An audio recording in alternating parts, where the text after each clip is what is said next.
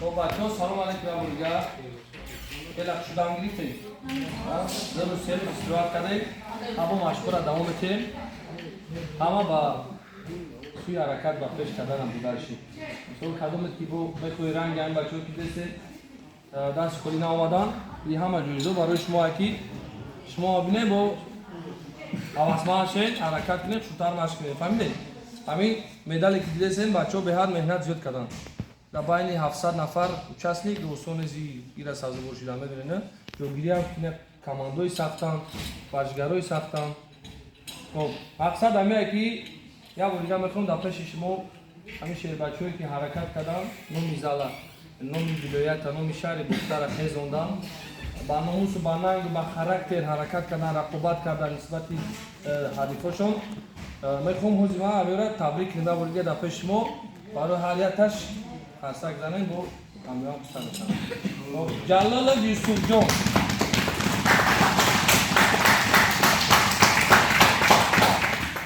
جلال یوسف به حد رقابت نقص کرد دو کس والیبال کرد در سیم رقابتش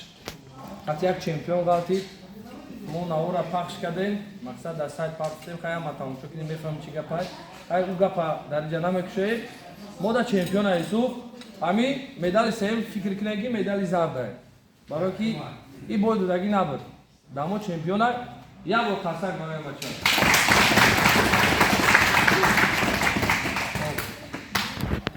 سعید عرض سعید عرض در وزن 77 تا 77 کیلوگرم بین 14-15 سالو حرکت کی گرچند شانس بود میزد فینال میگفتید در رقابت هم کرده باشم زاتو این تقدیرش داشته است لیکن ناموس کرد اما در رقابتش تو باخت نکنه که سر شما خام نشود برای که قصد بزنه که تیلو را برای دستش می‌آورد تبریک و دالنش داد در با طلوع بلند اوزماده بلادیس اما یک ذره درباره یوسف حسنوف یکی از بهترین ورزشگری اول گوش کنیم بعد قصد گوش کنیم بگذاریم با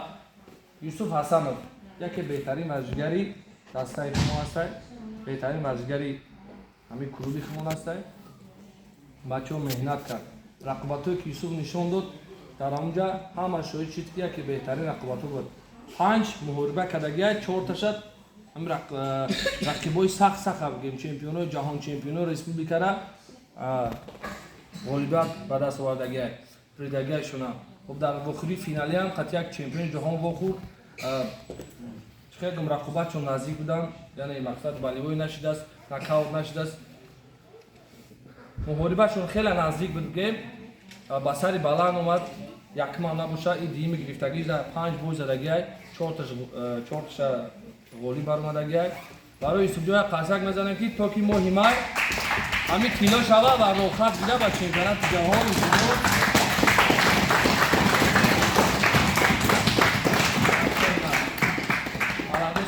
شما هم بچه ها حرکت کنید فهمو همین اکوتون رو داروتون مثل اکل کالوگ اکل مایده پریمیر شوا شما دار فهمو و چیزی که میکنین برای شما هم چیزی میکنین برای بخوتون های فهمیده سین مهنت کردی رزولتات چه میبینی مثال نه کاری سپانسر پایده میشه خیلی خداوندش کامل چه آوازی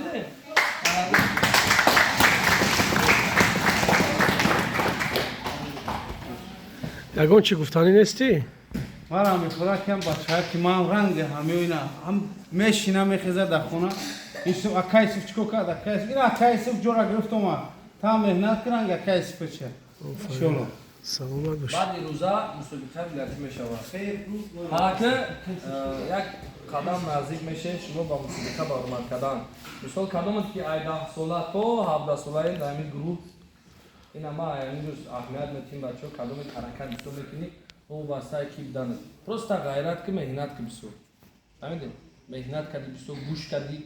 رفتار این چیزا دیگه نشوه ای گپ نبرو ما انتخاب میکنم 10 ساله تا 17 ساله ممکن که ترا اونجا در ما نمیگم که تو چمپیون جهان باشی پروسه تو حرکت کرد تو حرکت خطا نشون دادی فهمیدی همین حرکت خطا نشون دادی من میگم تمام مسابقه ولایتی میبرم یا بعد از روز پیش از اون میشه مسابقه تمام ولایتی ما 2 سال پایدار هم دستمون یکم جای رومش نکردیم 2023 2024 دستمون بهترین دسته در ولایت است این امور رفتیم در همین مسابقه دوشنبه هم بهترین دسته جدا اومدیم این همش سببای مهنت‌های خمونگی مهنت کردیم حرکت کردیم که نومی دسته و ولایت و شهر